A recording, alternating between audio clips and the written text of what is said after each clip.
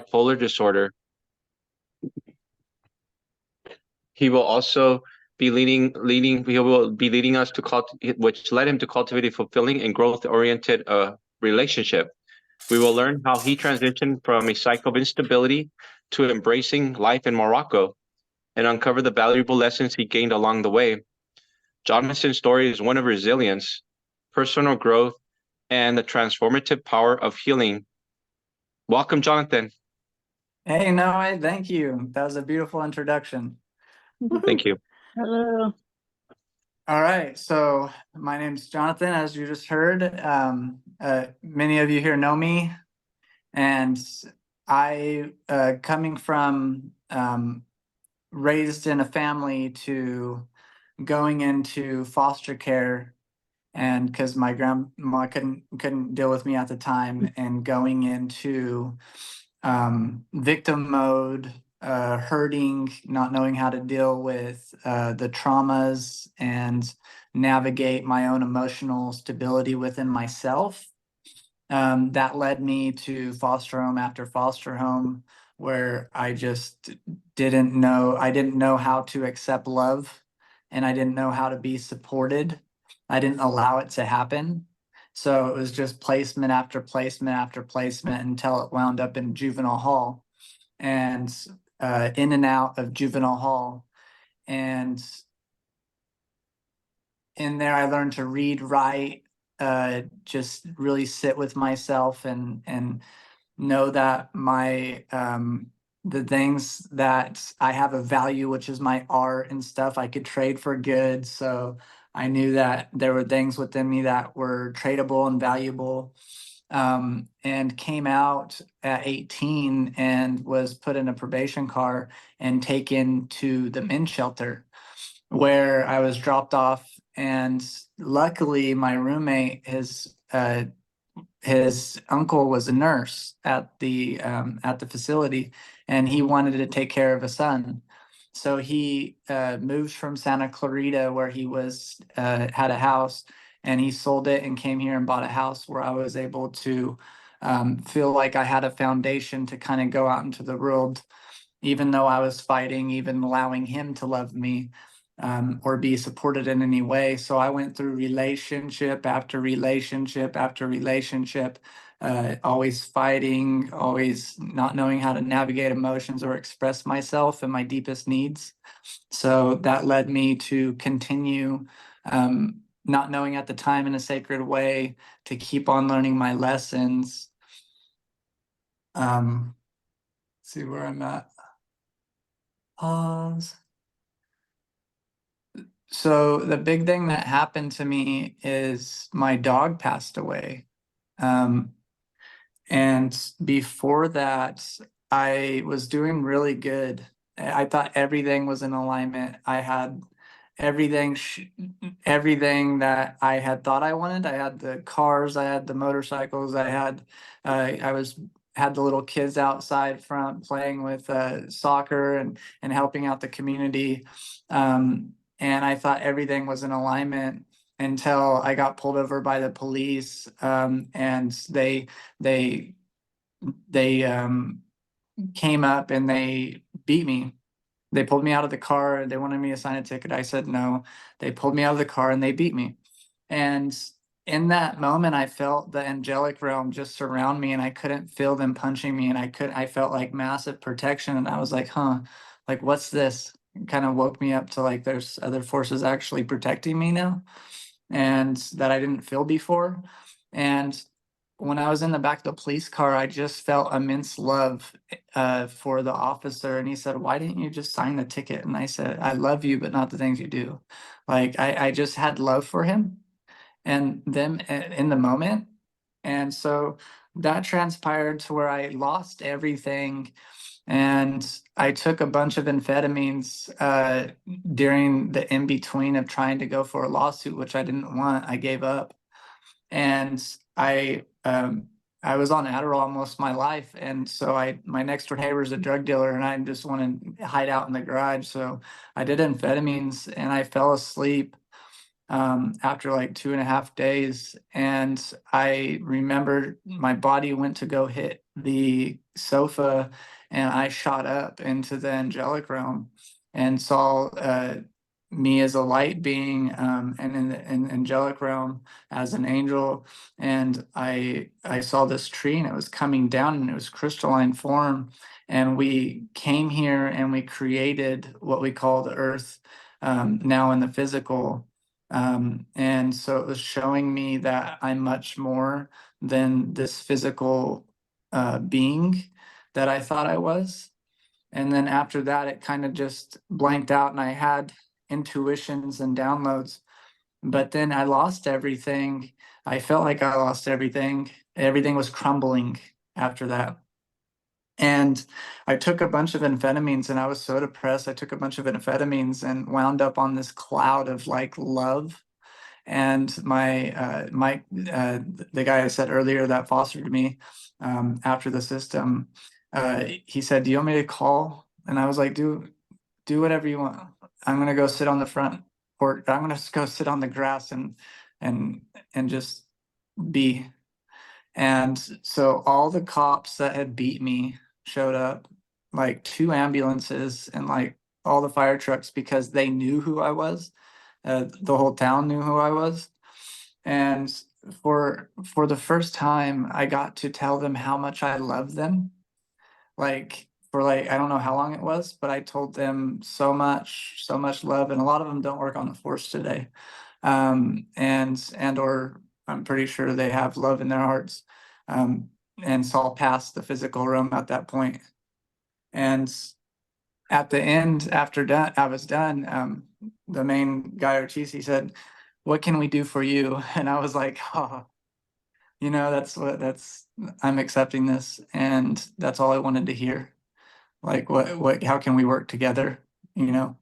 And I said, "I trust you guys. I've always trusted you guys. I was raised by you guys. You guys never, up to me being in foster care, never beat me. Like, this is the first time, and I even love you then. Like, I trust you guys." And so I wound up at the hospital um, where I was, me and the ambulance driver, he was just so in love with me, and I was just loving him all the whole way. And all the cops were lined up in the hallway where I was on a gurney. And I look back at him and I say, "This is beautiful." And I just feel my spirit go through this painting on the wall. And it was just like the gladiator where he goes inside this wheat field. And it was just so peaceful. And I wound up in a room where it was like instant. Like, I didn't have any hangover, everything shifted. And I came out of the hospital, and it was like I didn't see any nurses. I just was in peace, and everything shifted at that point. My dog passed away, a huge blessing, because I loved him so much, and even more than myself at the time, because it wasn't focused on me. And I cried more than I've ever cried for like 3 days, just undoing. And that's where I went up and found a friend of mine, and I was like, "Hey, you still have that number for ayahuasca?"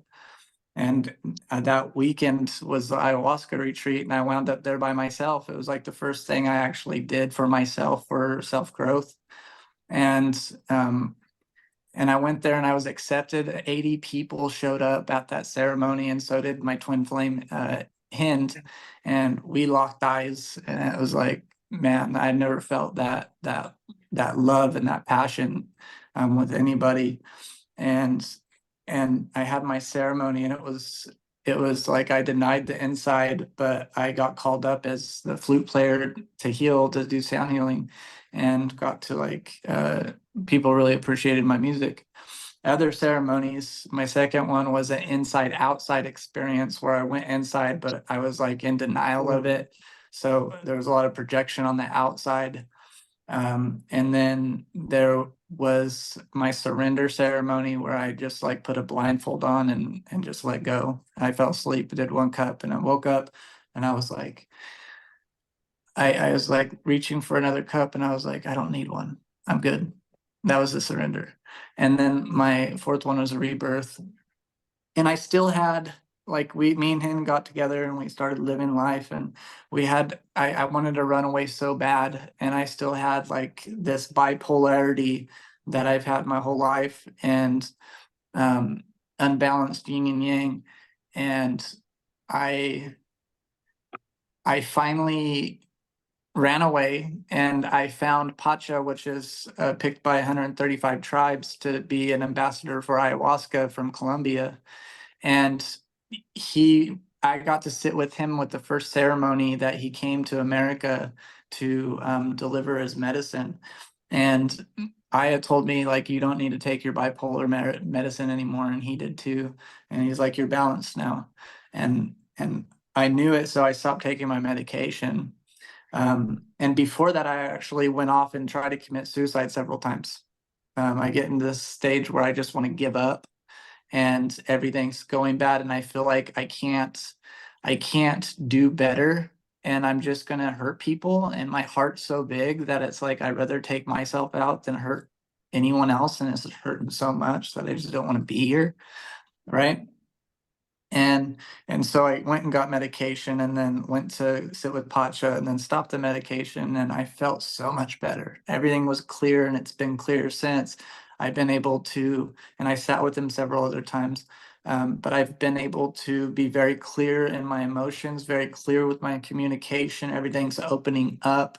I recently just know exactly what I'm supposed to do as far as express myself, build community, bring people in, and share in the shining light of talents between people, and really system the new earth, and bring in greatness for everything and everybody.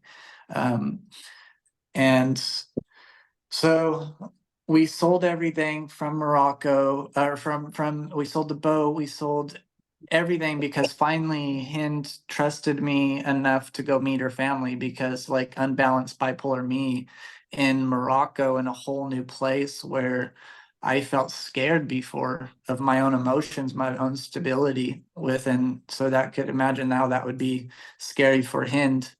And now that we're communicating, we're going to have a baby, woohoo,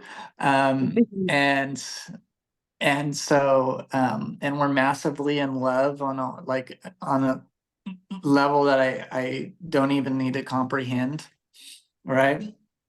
So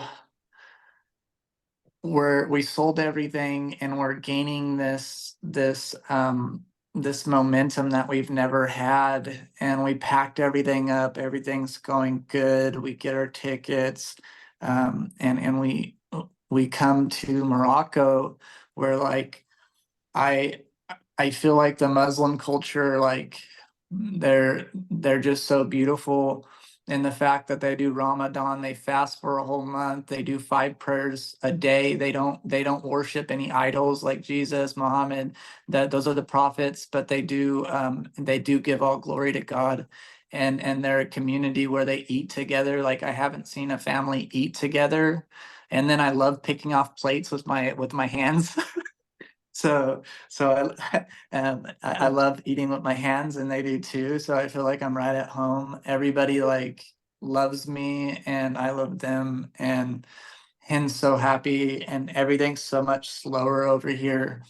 Um, I just am so grateful to be here.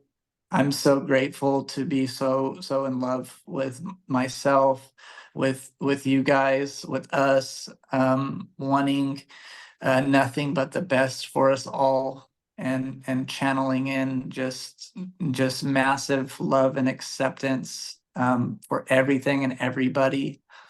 Um, I believe, I know that we're here to be the Rainbow Warriors, and I know that everybody's seeking family, and through everything that I've learned from all the family dynamics of foster care and healing, and seeing uh, people where they're at, and seeing myself, and going through the healing, and going through the bipolarity, and like overcoming all of it, that we're all seeking family. We're all seeking a sense of being, and we're all seeking to get our dreams heard, and we're all seeking to get our our message out, and we're all seeking, but the main thing is like the foundation that is supportive through family dynamics on a spiritual level and a whole level is my highest mission, to foster love and foster family dynamics within our spiritual family. So this is that's me, guys. That's where I'm at. That's my story, chopped up, and it's not even chopped up. That's a pretty good synopsis of like, In a nutshell. Mhm. yeah, it's really sweet and to the point. I'm not attached to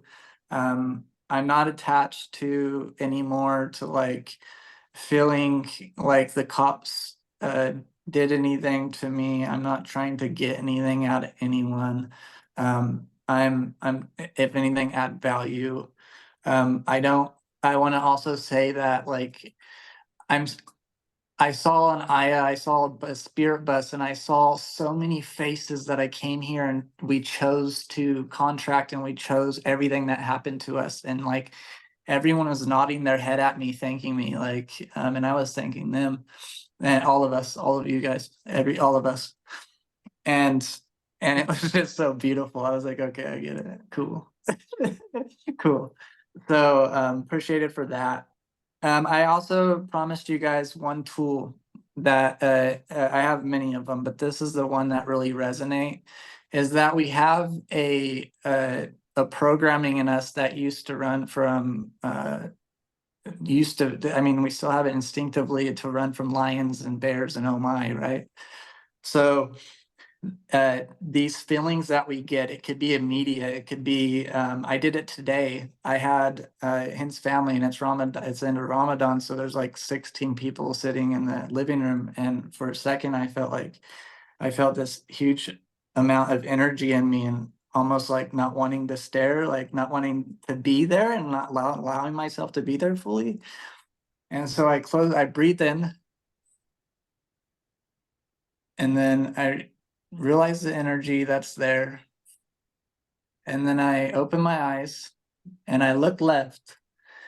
Everything's okay in my environment. I'm safe. I'm looking forward. Everything's in my environment. I'm safe. Everything's in my environment. I'm safe. Is safe for me. And then I close my eyes and I breathe again. And that energy is just like, okay, cool. I've told my body I'm safe. And this is important to me and to all of us, because the guy that taught it's been teaching it for 30 years. And he's like, even if my wife gives me the eye, I get energy. So this just helps me tell my body and my temple that it's okay. So I wanted to give out that beautiful tool that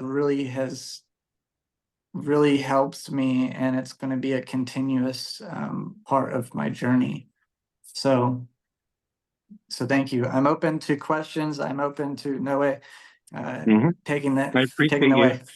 Oh, no, I appreciate bro. you sharing, Jonathan, your story and really inspiring us, right?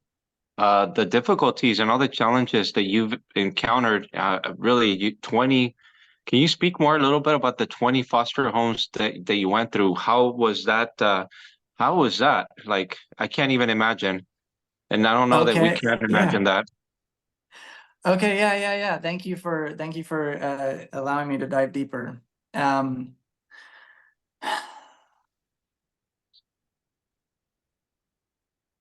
I wasn't at times scared of it. I guess it's because of my spirit as being an Aries, a leader, and like a pioneer to doing new things. So at some points it was exciting.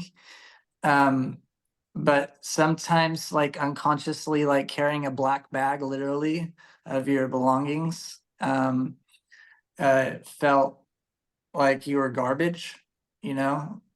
And then like having sexual predators that force themselves upon you and the foster homes was super intense for me at the time, not knowing the dynamics of why they were doing that and where that came from. So that was and that would actually send me to nether foster homes too, because they would have to get you out of the home automatically if they knew anything about it. And if there was any type of tension between kids, which happens a lot, they would immediately find another placement for you real quick within 24 hours. So you were shifted from not being able to comprehend the situation, not supported, not really heard by your social worker. They're dealing with like 200 to 300 cases per social worker at the time. And so they basically pick you up and they transfer you.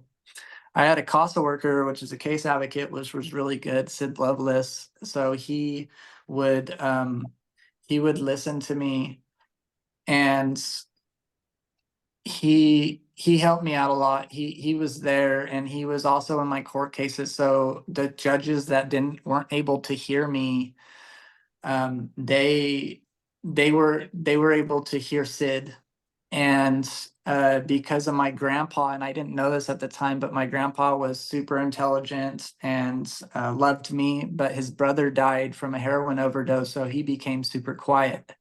So I knew that he was there, but I didn't know he was there. I thought my grandma was there more, which she was, but my grandpa was in the back writing letters to the judge. I had like 12 something years over my head with VOPs and getting in trouble. So my possibility of going to CYA could have been big if I would have went over the line, but I never did anything that was violent towards anyone. I wasn't a violent offender. So I had a good judge, Loza, and he knew that I wasn't a bad kid.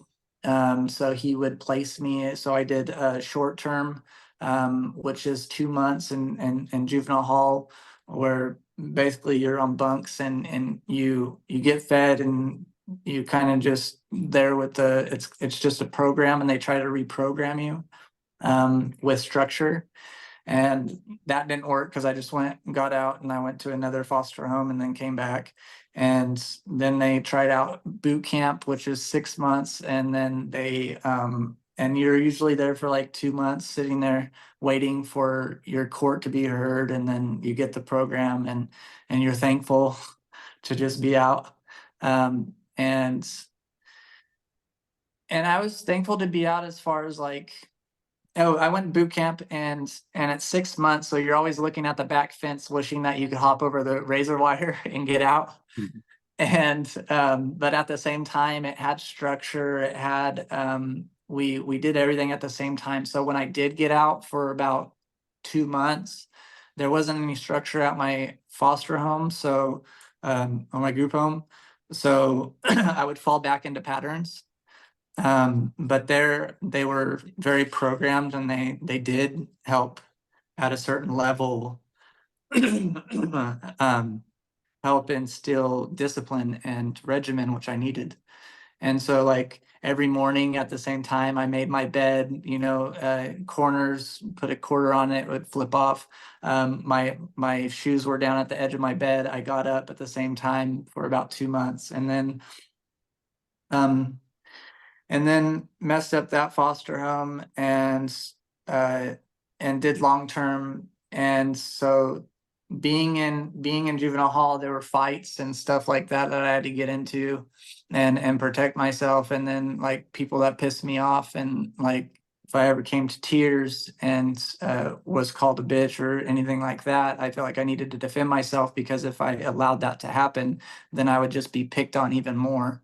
So little warrior Aries firehead comes out and is not very pretty. And so a lot of stuff happened to there that I didn't want to happen like that. But also there's a lot of goodness. I wrote, I drew, and I got to really, really a lot of times enlighten the energy and the places so much that they would actually stick me in different pods, and so it'd become calmer. because I had a way of moving about people, and like there was a time where they wouldn't even make a move. They would like, I would kind of calm things down.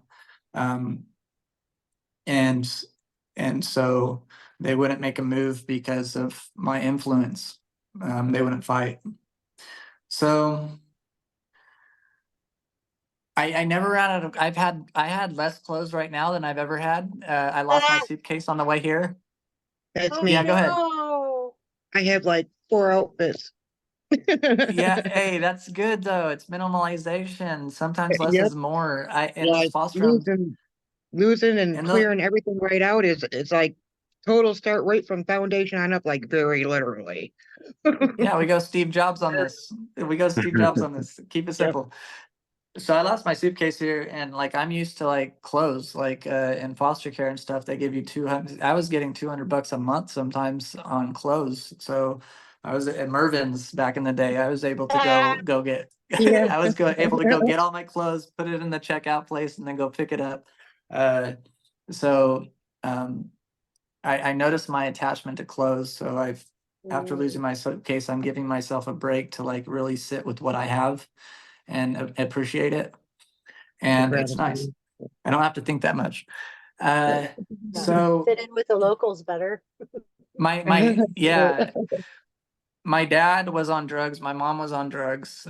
So at the age of 3, we were in the tent. My dad was stealing cars, and so I got pulled and from them to my grandparents. And up to age of 8, I really don't remember. I don't really remember that time. You know those times when everything's going so good that you don't remember? I think that's so cool about life, is like the most precious moments are like when you're giving love so much that you remember those moments, or things are happening really bad to you and you remember those moments, so they're valuable in that way. It's all valuable. So I went with my grandparents until the age of 8, where I started wanting to be back with my dad, but I didn't know about my stepmom. And my stepmom, when I went with my dad, my dad would go to work, and my stepmom would either beat me or put me in the lock me in the bedroom, and she would tape my drawers at times. She would find any reason to like pull me away from my dad. Hey, you need to do the dishes, go in, and there's no dishes to be done. She's like, get in your room. Very jealous of my wanting to be with my dad when her son didn't want to be with her or her daughter. Right. And she didn't understand those energies at the time. And so and that's okay. Let's see, what else is from foster care? Well, we're probably very interested to know, like, how were you able to recontextualize your experience? You went through so much, and you're so resilient now, and you turn everything around with ayahuasca, sounds like that was the awakening, the beginning of the awakening. So how was that so instrumental in rewriting, perhaps reframing your history, and being able to look at that from a strengthening perspective versus one of victimhood or one of disempowerment? Being in foster care growing up, I had a spirit of keep on going. Like even when you want to commit suicide, you want to know what's going to happen. You want to know who's going to come to your funeral. You want to know like what's going to happen, right? And so that kept me going. Being able to, at the time before ayahuasca, being able to like look past the trauma and like my heart on the other side without even knowing it was guiding me, and to be able to really appreciate even my perpetrators. Like I would instantly forgive. That's what I always had. That's what I've always had. I've always had instant forgiveness for anyone, and like an ability to be like, dude, why can't you stay mad? Like why can't you get mad at anyone?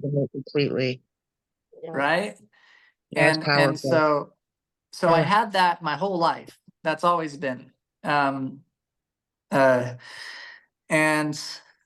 after ayahuasca, I had forgiveness in my heart for my dad my whole life. I just wanted to know why. I just wanted to hear him truly be like I love you. I'm sorry for the things you went through, at the time. Until after ayahuasca, even before ayahuasca, there was a awakening moment with after the police brutality that I was sitting in my garage and I was just going over things, and I had gratitude in my heart, and I was able to shift my perspective on like looking that my dad's dad gave him that, and what did he go through to give him that and then give me this, and then what did start to look at Kay's life, my stepmom, and looking at like what happened to them, looking at my grandpa and saying, hey, the reason why he wasn't able to be supportive in the ways that maybe I expected, I What didn't really made them? expect anything from my grandpa, but like there was a love that I wanted to connect with him, but I wasn't able to. So like what was that, and then be able to see not my perspective but their perspective.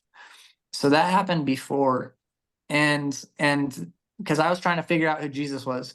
I always went to churches and stuff, and I was trying to figure out who Jesus was and like what's up with Jesus, like why is everyone after Jesus. Like I always had an intense connection to going to church and figuring out that, and I always had like this love in my heart for Jesus, no matter what the Bible said, no matter what anyone said. I had a love for the compassion that Jesus had for the world, and myself. Like I felt like Jesus was always there and God was always there my whole life. Feels everywhere. And Lots of energy. Lots of love energy here. Whew. and yeah, absolutely.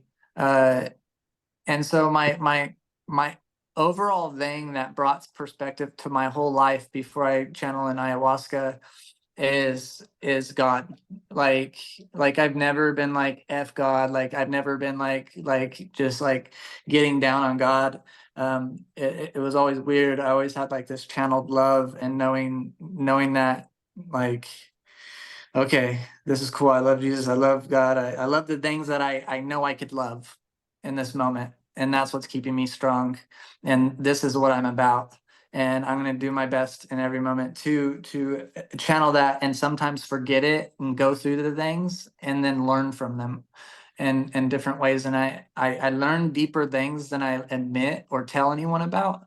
They're so deep and so intricate, and I see inside of things, and Oh, yeah. and I for a long time haven't expressed those things. I'm starting to.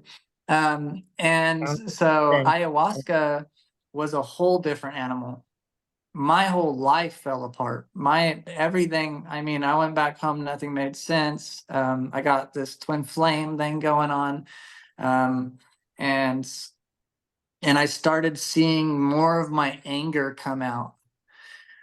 And I did combo, I did ayahuasca, and the ayahuasca, anyone that's trying out ayahuasca, I just prepare you, sit with a shaman that knows what they're doing and not just handing you a cup. Like go to someone started like don't play around with that. Like it's very serious. Like someone like Pacha, like they have been trained since a young age, like Pacha, 8 years old, put in silence for 2 years, and like a spiritual authority to serve ayahuasca that can work within your realm and with Mother Earth, the plants and the different things that we don't understand, and really bring you through in a more powerful way than someone just handing you ayahuasca with no integration, no energy work, nothing. Just, oh, you're doing good, or hey, can I help you out? Like it's very dangerous. Like people died from our circle, that just this dude went straight in the ocean and didn't come back because he was so depressed after and didn't have the support. So because all your shadows and all that stuff comes up, and you have to have a lot of perspective and a lot of resilience to in that time, for me being in that specific thing. Pacha, different story. You could come out of the Pacha and you'll be like, glory to God, Yeah. but with the first 4 ceremonies of not having the guidance, it was literally until I got called by Aya, because Aya will call you. She'll either come on your mind, or you just know that you need to go back and do the next tear through, because that's what it is. You're tearing through Like the as far deep. as like ayahuasca goes, um, I guess you've done ayahuasca. I don't know. I've heard some of my native friends with a peyote. Peyote, is that how you pronounce it? I mean, would Peyote. that be like equivalent to ayahuasca or a little? I can't It's speak, different. it's a masculine, peyote is a masculine, form, Okay. so if you're dealing with That your I didn't know. masculine side, but you could deal with Aya depending on what you're going through and what side you're dealing with, your masculine, your feminine, in the Okay. ceremony, plus your intention, and your guidance, depending on what it is for you specifically. I can't speak on peyote, I didn't do peyote. I just know it's Yeah. a masculine, so I'm not gonna speak on peyote. I'm strictly, I was just curious as to like I have like the rheumatic disease, so I have like the rheumatic heart. So I don't think ayahuasca would be a good choice for me in the potency of you know what I'm saying? That. So I'm just kind of looking more like a plant medicine that works similar. I know some people use shrooms, like you mentioned like the peyote being masculine, you know, whereabouts maybe, you know, I would fit in that plant medicine. Shrooms. You could do shrooms to That's- start. I have not done shrooms, but I was thinking that may be a good start. so I want to give guidance to people that want to do shrooms, or just like Desiree was saying, like start with shrooms. Okay. Shrooms is it's all dangerous if done in the wrong way. But it's Yeah. all very great and glorious if done in a great way. Yeah. I would highly recommend on any of that stuff, if you're really doing healing work, Yeah. do Yes. your research on who's giving it to you. Absolutely. And set your intention and really sit with yourself and make sure that you know your intention with Right. or sit with someone that could help you find that intention and clarify it, Mhm. because your intention is so powerful that Oh, that's yes. what you're gonna. So people partying and stuff that want to Yeah. party, that's their Oh, intention. Guess no, I what? don't want, I They're don't gonna want something they're like gonna that. experience. A lot of people, they're like, I had a horrible trip, I went to a party, their intention was to party. So they're going to be shown all the deep dark secrets of why they want to party and how they want to escape That's in those cool. moments. So people that say I had a bad trip, shrooms are bad. No, shrooms aren't bad. Your intention was not set, but you did Right. check. No, your intention was great. You got exactly what you asked for. You know what I Right. mean? So the intention's Right, always that's good. on them. But how Right. being consciously aware of what attention and attention you want to put and get out of Right. something is super important. And Mhm. slow down. A lot of the times, like breath work, somatic breath work that I noticed recently has been more transformative than Oh, yeah. That looks than some of the great for ayahuasca me. ceremonies. I've done S- that with Vic and the Vicks, um, the breathwork ceremonies. I think I've done 3 or 4, maybe even 5 of his now throughout the last few years. And that lasted for sometimes up to 6 months and very real, very. So that's kind of why I was curious as to the, you know, where maybe I should just do, you know, I'm gonna stay lower, like I said, in the shroom type level. But like you said, you know, I'm definitely not gonna walk into it blind and not, you know, I'd be like, hey, Jonathan, I would get a hold of right. my family here and discuss anything prior to me doing anything like that, you know, but with the right intentions and attention. I hear you. I hear you. So thank Yeah, you. So I no, would 100% recommend having a guide, you know, whether it's a shaman, a healer, someone who actually has experience with helping people, guide them through Yeah. medicine, whatever that medicine is. I wouldn't just blindly Exactly. do it. Oh no, Mhm. I would never go blindly into it. I was just curious as to which I learned about peyote. Like I said, I didn't know that was a masculine. I knew ayahuasca was a feminine. I didn't know that the peyote was a masculine.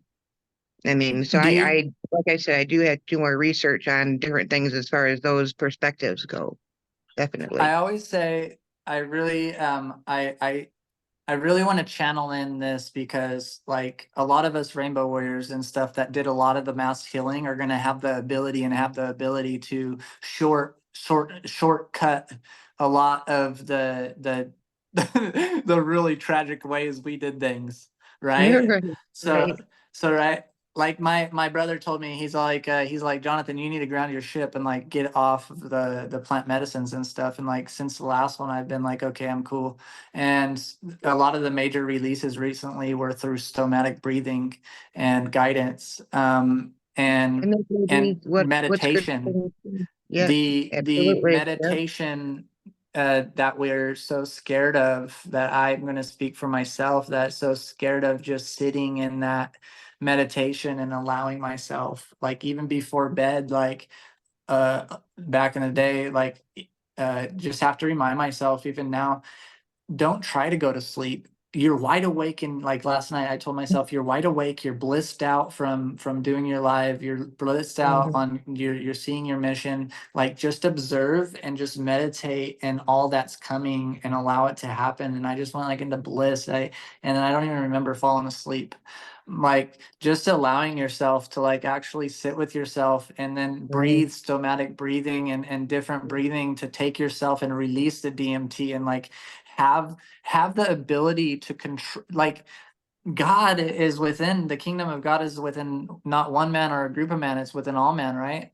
So sitting in that breath and the breath of life, birth and death, and breathing in and energizing the system and getting past those resistances of even doing that, and then sitting with what is and your energy and what will be Being. there for you, exactly Yeah. for you, is different for Yeah. everyone. Can Yeah. absolutely be the, I would say, most transformative thing, because it really honors you. It really honors the center of the universe, which is right where you're at. And it really honors the fact that you have the tools Right. to call upon your energy and look deep inside and transform. And one of the thing that I gave away earlier to like really check our reality is like super powerful. Yeah. Because the thing that we want, right, is to feel a peaceful, we want to live a peaceful life, and we Humble. want to know how to stabilize that peace. And once we have that, guess what? You're not running around trying to figure out life, and life just starts happening and your life starts blossoming. The abundance of life is no longer pushed away, and because you're at peace with it all. So in that, now you're in a consistent effort, and you're able to really see that, Right. man, my relationship's working out, and man, I could sit back and really observe this conversation and react, not react to it, but respond in a great way. I'm able to see that the consistent building is really, even if I don't know my life purpose right now, like exactly how it, but it's starting to like really show up, because like I'm consistent and allowing it and not pushing it away. And then boom, it shows up, and it's like, oh, I'm excited now, and so there's more energy added onto it, and we're adding value to the moment, every moment. And guess what? Because we chose to not look outside of ourselves, because when we're looking outside, we're without. When we look inside, we're within. We're within the temple of God. We're within God. We're saying, hey, I trust you, God. I trust everything that I am. I trust that everything right here I glorify, and I'm grateful for. I see it. I'm grateful for my relationship with everything that is. I'm grateful for everything that comes in. I'm grateful for Hind. I'm grateful for Nora. I am and going to and continue to cultivate compassion, respect, honor, and adding value in every way I can. And how can Yeah. that go wrong? Like it, like Exactly. nope. Like How? I feel so Right. secure in my life now. I feel so secure that if lights went out, which they can't, because we can't be destroyed nor recreated, only transformed from one matter to another, right? So like I would be completely, I'm living my life like I was dying, right? Like I am so grateful for my life right now. If what we call the lights go out and the next stream starts, I know I did a darn good job showing up in this way, and going through all those things that I went through to be able to be so valuable to All God, the hard and to work. be so Yes. valuable to all the different aspects of God that I'm meant to be diligent and compassionate and add value to in a consistent way. So Jonathan, just wanted to see if anybody else here has any questions. I know we are running short on time, but does anybody here have any questions for Jonathan? Since we have him on the line here for at least another 11 minutes, maybe more. Any questions? Desiree? Hi. Hi, I have a question, but it's for you, No. Hello. I don't know who you are. You didn't introduce yourself. Me? I'm Noe Renteria. Yeah, so I'm Noe Renteria. I founded Healing Conversations. It was an inspiration one morning. It was something that had my spiritual awakening back in 2020. And I completely changed as a person. Who I was started dropping away. I realized that the stories that make up my character really, we are basically who we are is who we believe we are, and who we believe we are is simply a compilation of stories of our past, our victimhood, or whatever that is, and who we're thinking we are today, and who we think we're going to be in the future affects who we are today. So for me, it was a process of unbecoming. When I unbecame, then it created room for something new to happen. And this new person that emerged wasn't something intentionally that I was trying to be. It's simply what came through. And so what came through is what they said: you're an empath, you're a healer, you're going to be a teacher. And they said all these things. And I was like, to me, it was out of left field. They went over my head. I didn't know what they were talking about. And fast forward to now, simply leaning into it and just enjoying how life is unfolding, really. And so this is part of that. So that's who I am. I mean, really, I'm nobody. I'm nothing. And yet I see that we're all one thing being expressed in an infinite variety of ways. So what we're doing Yeah, here we is love simply it. we're mirroring each other, right? Like there's only one thing here being expressed, and it's a vibe. And so the reason we're doing this is simply it was an inspiration to create space. I really didn't even know what it was going to look like. I just followed. It said do healing conversations. So I got on the computer, created the Facebook group, and it just unfolded. Then it said do guest speakers, and I said okay, I'll do guest speakers. And then I just keep listening, right, to that intuitive voice, to that heart center, right? And so here we are. And so what's emerging out of that? Like life coaching. I got 2 masterminds that I want to unfold, one on relationships, another one specific for real estate, but to do real estate with peace. I call it Zen.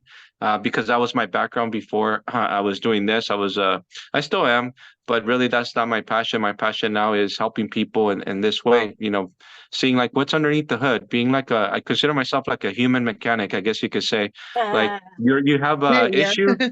we can talk, and I can Our see bodies like are what do the I cars. feel, what's coming through. And so that's really what this space is, to share Beautiful. perspective, to help people, to help people. Really the intention here is healing. Beautiful. Hmm. It's very nice to meet you. Thank you. Nice meeting you guys. Yes, So glad you're here. yes. Hmm. Absolutely. Tina, did you have a question? Nope. Mhm. Just listen. I'm taking it all in. Okay. Yeah, processing. How about Gaspar? Looks like you're unmuted. Mario?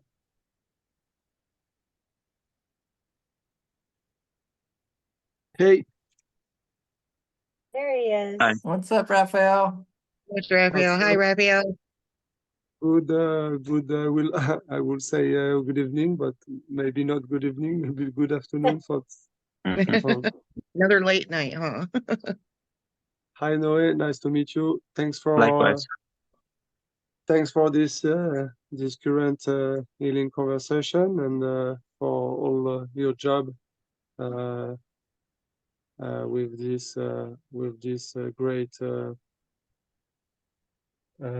great creation. So thanks a lot. Appreciate you being here. Thank you. Jonathan, any more new last reflections, some words of advice to send everybody off with? So far, everything you said has been so inspiring, to all the difficulties that you've gone through, and to see where you're at today. A lot of people would have said like they would have just gave up, but here you are. And so purpose is definitely shining through you. Thank you, brother. I think as far as addiction, I think that's something that we all deal with. And it's something that I've overcame. I used to run from foster homes, so they used to have me on like a bunch of medication and then I would have to stop, right? So I have this intrinsic ability to like be able to like stop automatically. But I found it really hard with amphetamines and cigarettes. I started cigarettes just to find out because people are saying it was so hard to quit that I was like, all right, challenge accepted. A year later, I'm like, oh shit. You know, Yeah. like That's right. and I've got to I'm quit, smoking and I'm having I'm a smoking awful time. right? And I'm smoking a pack and like I go out to say like I love my dad and I forgive him in Oklahoma. And I found myself like it was $4 for a pack out there and I started smoking like 2 of them. And so when I wanted to quit, I found out reasons why I wanted to quit. I started like my breath smells. I got to brush my teeth every single time because I don't like the smell. I got to wash my hands because of smell. And then I Yeah. really have a thing with my energy and my health. So like I started noticing that I I started noticing that like when I'd go out and smoke, not only is this taking up my time, but like my energy feels like once I sit down and my body goes more acidic and like and then I'm Sluggish, smoking a cigarette, I feel like I have no energy. And then I get up and then I'm sluggish, like, man, I want another cigarette because I don't want it's like that resistance to life that we have to getting out of bed and like I'm it's not like, even okay, I want to with go, I'm gonna go on a run, and it's like, no, I'll just go to sleep for like 30 more minutes and it's like 2 hours Yeah. later. Right. Yeah, So I yeah. found out enough reasons and started stacking my reasons why to where I was able to be like, okay, I'm gonna go buy a pack of cigarettes and throw them away.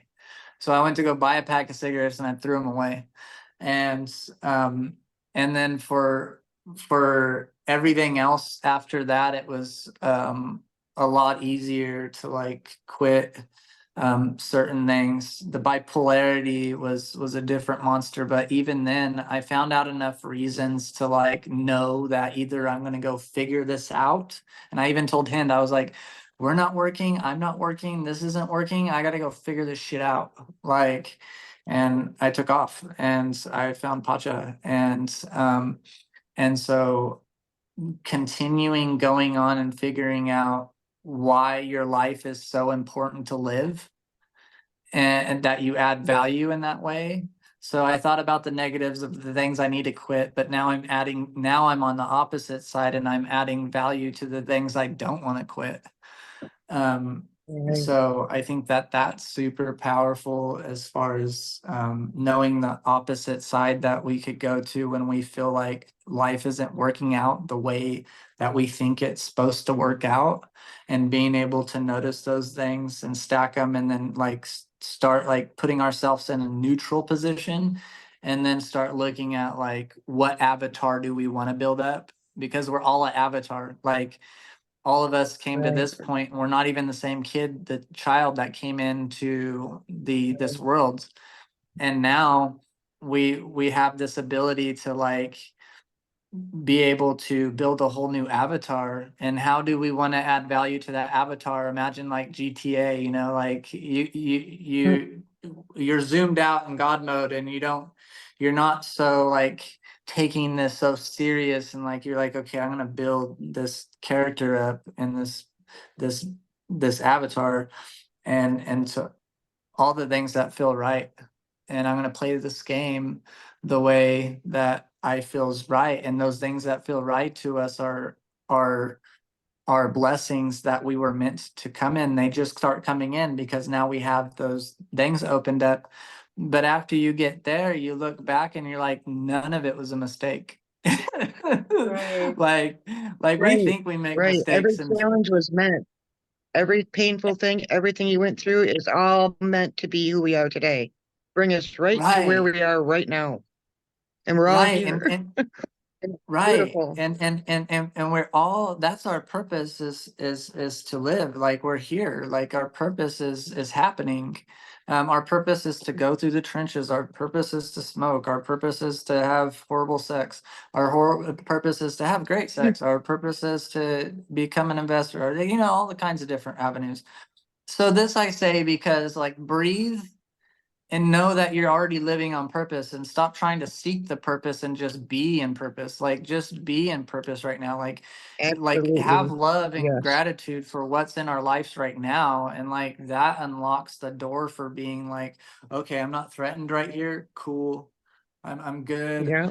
okay, We're energy safe. check, I love this. Thank you. I see all the lessons. Okay, and now things open up in a different way.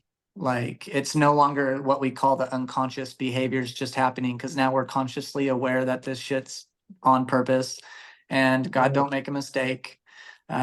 So yeah, and every Yep. lesson that you learned is valuable. So now you're able to like There are not take it lessons. personal, and you're able to zoom out and like really look at the breakdown of things and see how valuable you are. I've noticed recently you're so valuable in all the things that happen to you, you know, and your avatars and your experience. Like my foster care experience and being able to see and foster family. Like look back into your experience and see the theme. There's a theme. Everyone has a theme. That You're is right, that there is. is that is your valuable gold that has been given to you and that you worked your ass off for, because everybody that's on the planet Earth right now is badass. I don't care who you are, where you're from, what you're doing. And I don't count myself. I said it the other day to you guys. I said, I'm strong, but I count the mothers and children and men getting their in war zone right now stronger than me. I'm comfortable.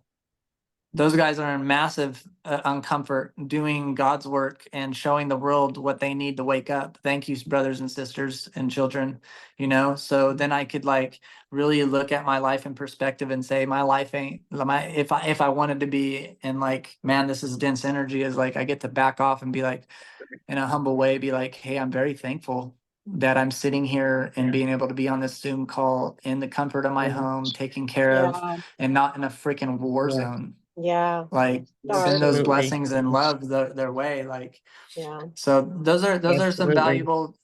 valuable tips. Being able to breathe and know that what's around you wants to love you, even if you don't think it is at the moment. Or like for me, like knowing that Hen's on my side, and knowing that even when she's being an analyst and like being like, hey, why are you doing that? Like what's so valuable in that other people are gonna want it, da da da da. And I go in kind of a like, am I being like threatened here? And I like back off, and I'm like, she loves me. You She go with loves her me. She's just engine. helping me break things down.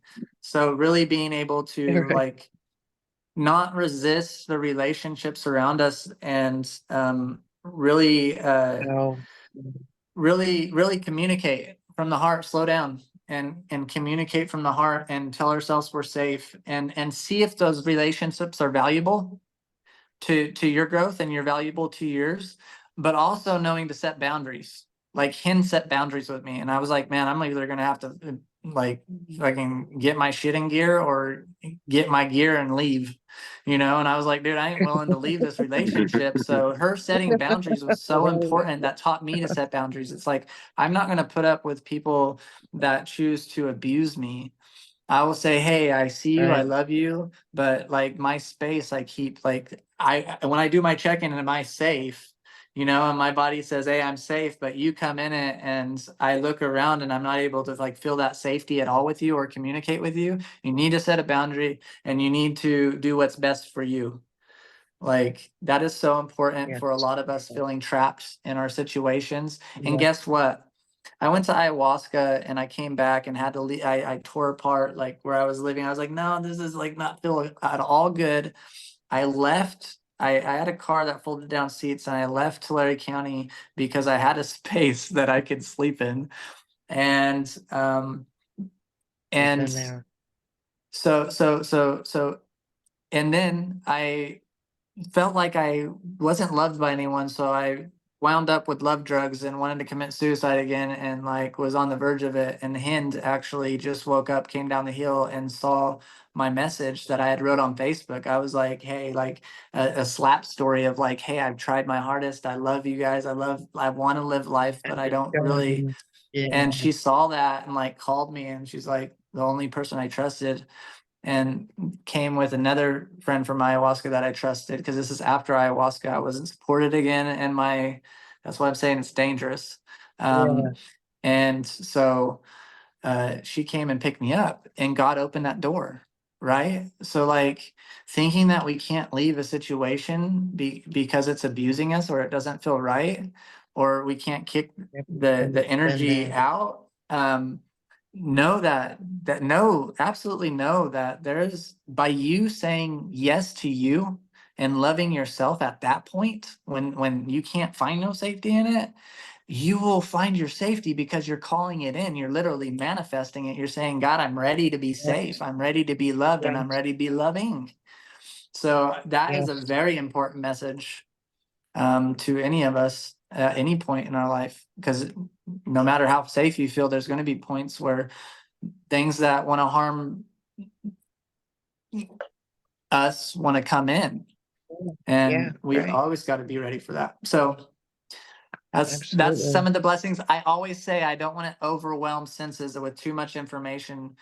If you feel like something resonated with you, write it down after this call and really sit with it and channel it. Right. This is very important. I've noticed through full-time purpose is like being able to focus on one thing at a time. Like most of us scroll, but being able to like stop at a video and actually channel it and use the information, like Right. could get us so much value. But like we're just like doom scrollers, you know, Yeah. like Yeah. we're trained very well. So if you Yeah. picked up Yeah. anything from this message, channel it down and channel it. And one of the things that I say to everyone is channel in the checking in with your energy and then telling your environment, I'm safe here. And then checking back in and seeing your energy. That's the most important tool I've set out of any of them, because if you don't feel safe, you can't channel in so much more. Like you'll be amazed at how much you could channel within yourself if yourself feels safe to channel. If not, you're in a threat. If you're going to throw information away, shit won't absorb. You're not able to download. Shit don't make sense. Like you're overwhelmed and overthinking because you want to protect yourself in this situation. So shit's not clear. You're trying to overanalyze, overtalk. So definitely the most Overthink. important thing I said out of all the tools. So many gold nuggets. Such a enriching call. If we Absolutely. took notes, there's so much here, so much value, so much gold for sure. We could Yeah. speak for days. Yeah. Thank you Oh, so heck much, yeah. Jonathan. Thank you, everybody, for coming to the Thank call. you. Appreciate you guys. Thank you you for for having having us. us. Thank you, thank you, thank you. Love you guys. Love you too. Love you too, Much man. love. Well, thank you. Is Go Raphael Go ahead. asking You're saying something, something? Raphael? This is me. Well, Jonathan, absolutely, all my all my gratitude, to be aware of uh, you're turning more conscious and alive and transformed. So thank you so much for sharing your story. And for Noe, I would like, honestly, for me, my level of English is really quite medium, and this You're is doing great. Very well. It's actually very good. Yeah. yeah. Thank you Yeah. so much for supporting, but it's quite difficult, really, to get to understand. Many times, or most of the time, I get some words, but I'm not able to figure all the sense. So it's quite difficult. So I will be pleased for this, especially for this reason, to have access to the video that has been recorded. I saw that you were recorded, so I would like to know how it will be possible to get it, to access it in the future. Mhm. To Yeah, listen. Josh, we had some technical difficulties on my end. I just came back from a trip and my internet is down at home. So Josh recorded it for us, luckily. And so he probably will upload it onto my YouTube channel. It's Noe_Renteria_healer, at Noe_Renteria_healer. So it should be there. He will be uploading it. Oh yeah, he just Posted in posted the on the comments. chat. We will be Yeah. uploading it on YouTube, so it'll be available there.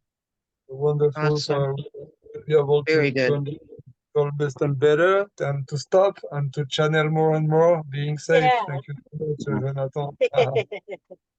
I just want to let everyone know that that I am starting a project to bring collective lightworkers and to work together to channel in projects and channel in basically things that we dream of happening, and supporting each other's healing, building constructive ways to help people that are going to become awake and need help, and Very good. work on retreats, work on globally reach of bringing people leadership, and really inspiring the world. Also, so you could follow my Zooms that are on my Facebook that I'll be putting up for that, and that's building. And I'm also doing that with Raphael and the other few of you here. And if you want to be supported by community and hear more from me and more from other people and have another outlet too, I'm available for that. And I'm here to hear your dreams. I'm here to hear your aspirations and support each other and this new earth and the Rainbow Warriors showing up and supporting each other in that way. So hit your brother up. Aho. Aho. Oh, And Wow. also you could find my channel. You could I'll post on my my Facebook, but you could also Fostering Love channel. I just started it. I'm going with it, and it's all about fostering love, family dynamics, and all kinds of different. You can't package love really, right? It's so expansive, but the dynamics of what I said I'm here for will be in there, plus so much more value. So give me a follow or subscribe me and give me a thumbs up and Noe, because Thank you. and Thank you, thumbs up thank you. all you guys. Thank you for being here, and thank you for your effort. Thank you for your energy. Thank you for your questions. Thank you for your love. And yeah, Thank blessings. you. Thank everybody here. Love you Thank all. you. Ciao, ciao. Thank you. Thank you, Appreciate you, Tina. Hey, Jonathan. Bye, Tina, I everyone. send you so much love. Thank you for being here. You too. Betty, Ronnie, Desiree, thank you guys. Thank you, Noe. Thank you, Okay. Raphael, Plaisir. Becky, and Danielle. Thank you. good night and good morning.